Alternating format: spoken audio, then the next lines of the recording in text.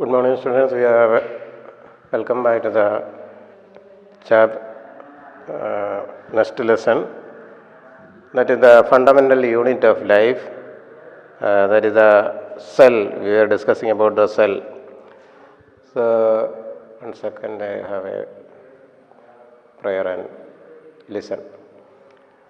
Okay, you already studied that cell is the structural and functional unit of all organism.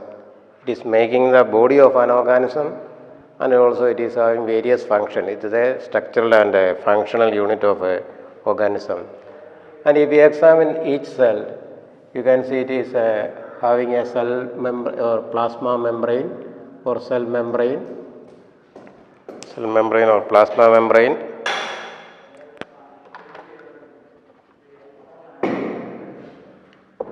And inside you can see cytoplasm is there, and again inside you can see most important structure, that is called a nucleus. So, and inside the cytoplasm so many structures are there. We are going to discuss about the various structures, and these structures are called, commonly general name is called organelles.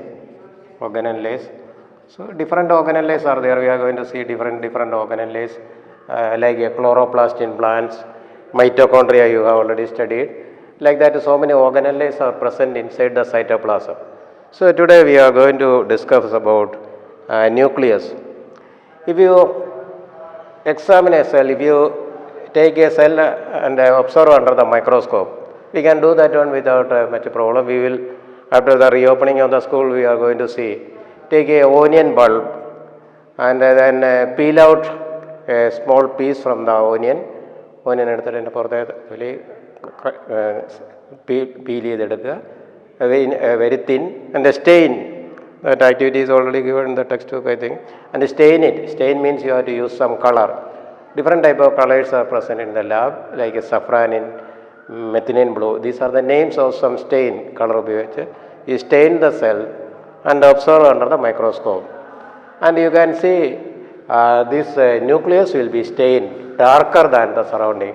So meaning you can see the nuclear part, this part will be properly stained. So this is the nucleus. So we are going to see the importance of nucleus.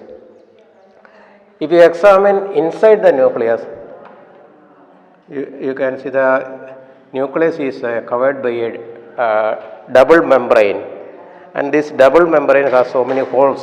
This is a membrane,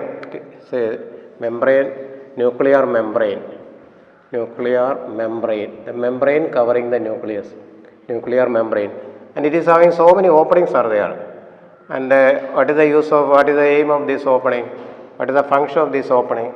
For the exchange of materials, substance that is going into the cell, the substance that are going out of the cell, it is controlled by these nuclear pores or opening present in the cell membrane.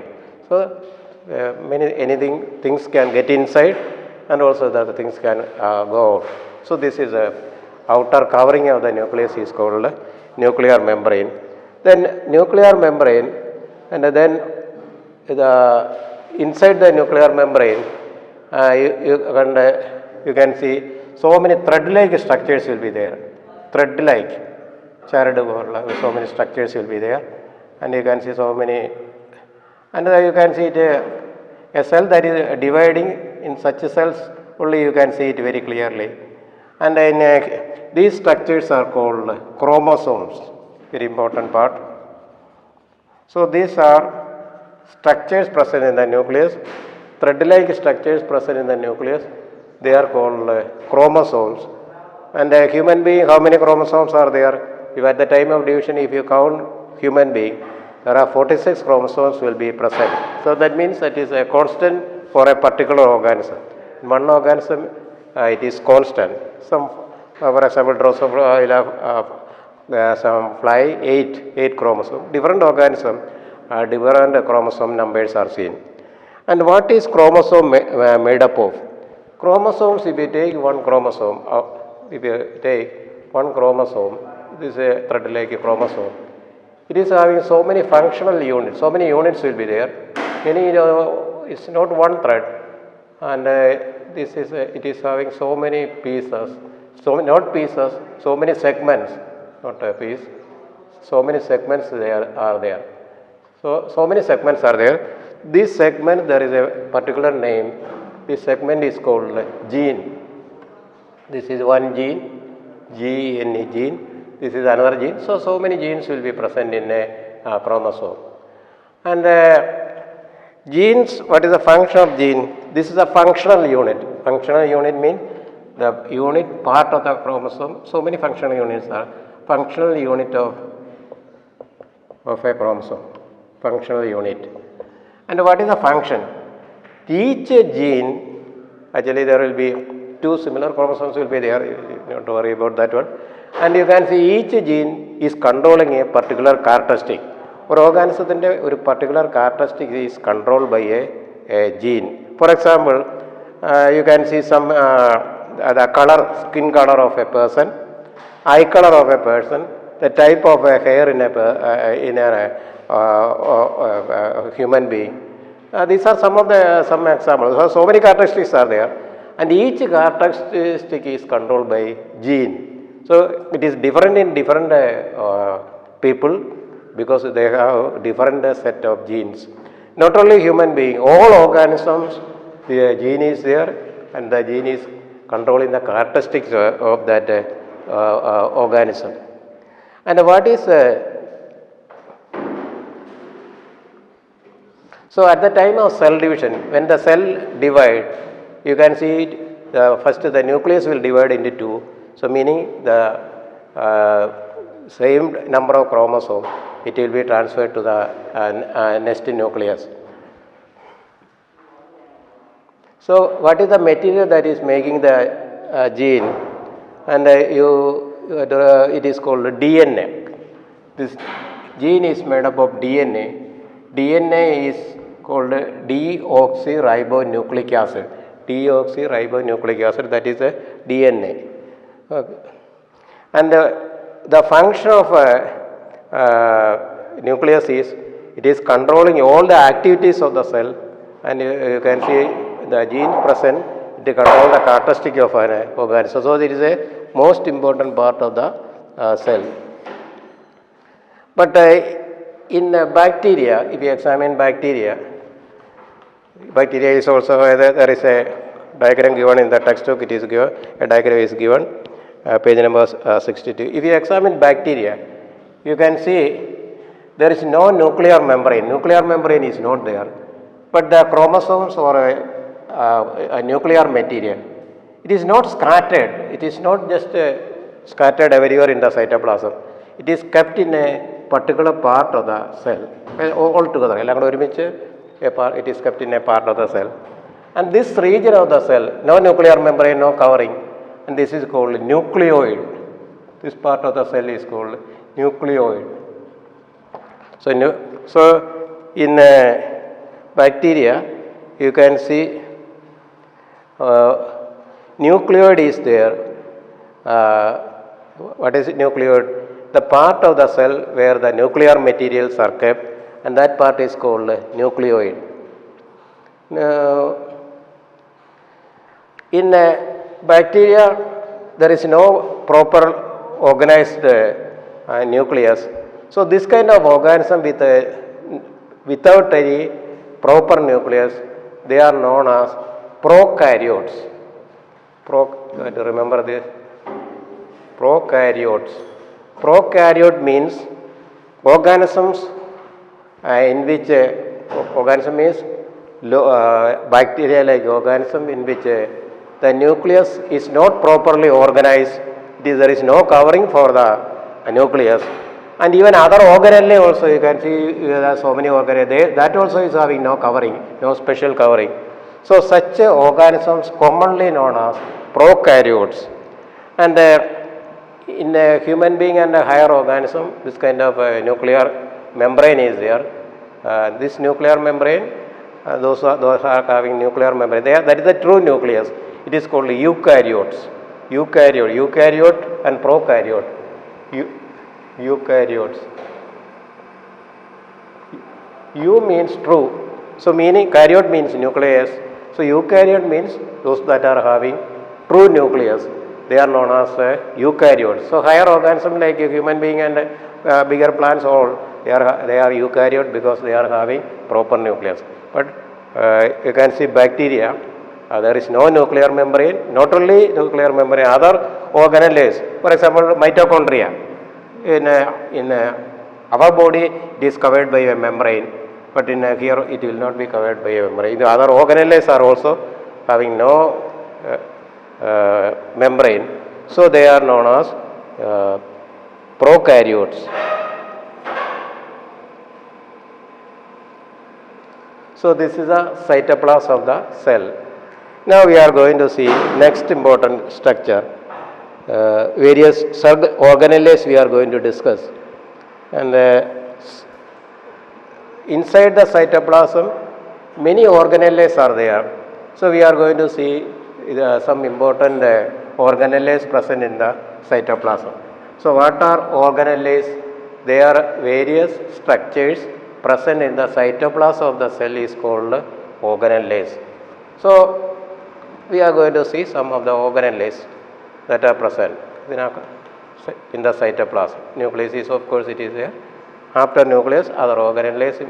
The important one, first one in your textbook is endoplasmic reticulum. Endoplasmic reticulum.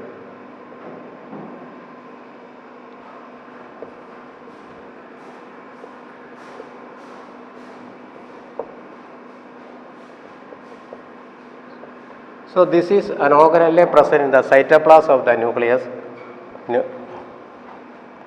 Cytoplasm of the cell, not nucleus, cytoplasm of the cell. And it's a tubular network. So what is a endoplasmic reticulum? It is a tubular network. It is connected even up to the cell membrane, it is connected. Not only one place, many region you can see it is there. And this tubular network is called endoplasmic reticulum. Network of tubes. Tube in the network. So this is called what is called endoplasmic reticulum. Short form ER. ER means endoplasmic reticulum. So many a network of tubes. So this endoplasmic reticulum, there are two types of solutions. Two types of endoplasmic reticulum are there, and one is having so many small dot-like structures on that one. So these small structures on the endoplasmic reticulum, small structures, they are called ribosomes. Ribosomes. So ribosomes ulla endoplasmic reticulum, ribosomes those network having no ribosome. So those that are having ribosome, endoplasmic reticulum with a ribosome, they are called rough endoplasmic reticulum. Rough. So it is called rough ER, or in the textbook it is written as RER, meaning rough endoplasmic reticulum. Why it looks like rough? Because of the presence of one structure called ribosomes. The one that are not having this one, this one is not rough, no ribosome. It is called, we are giving another name, SCR. That means smooth, no roughness. So they are known as smooth endoplasmic reticulum. So this endoplasmic reticulum is having rough and smooth, two types are there. They are having different function. So smooth endoplasmic reticulum, they are concerned with protein synthesis, smooth type, SCR. Their function is protein synthesis. You know, protein is very important in our body. Protein is a type of food. Protein is very important in our body because it is actually all the enzymes and hormone. You know, there are so many hormones are produced. Thyroid gland is producing thyroid, so many, insulin, so many hormones. And so many enzymes, many reactions are controlled by enzymes, and these are all made up of protein. So this protein is produced or synthesized in the SER, smooth endoplasmic reticulum. And from, if it is prepared one place, through this tube it can be sent to other part of the cell. It can be sent to any part of the cell through this network of tubes. Tubin network out, so it can be sent. The second type is rough endoplasmic reticulum, RER. This RER is also important in making what is called fat. Fat is made here.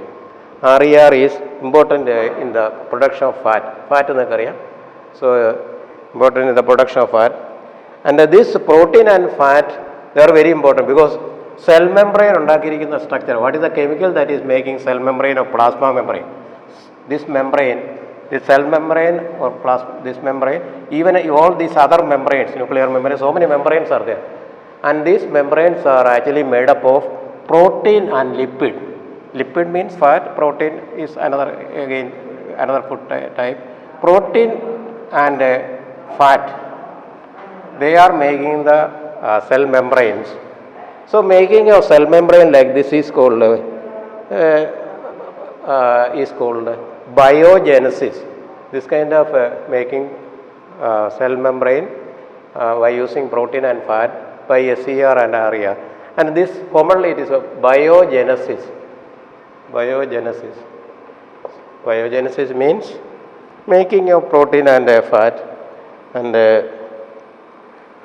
so it is actually the proteins and lipid help in the building up of cell membrane, and this is what is called biogenesis.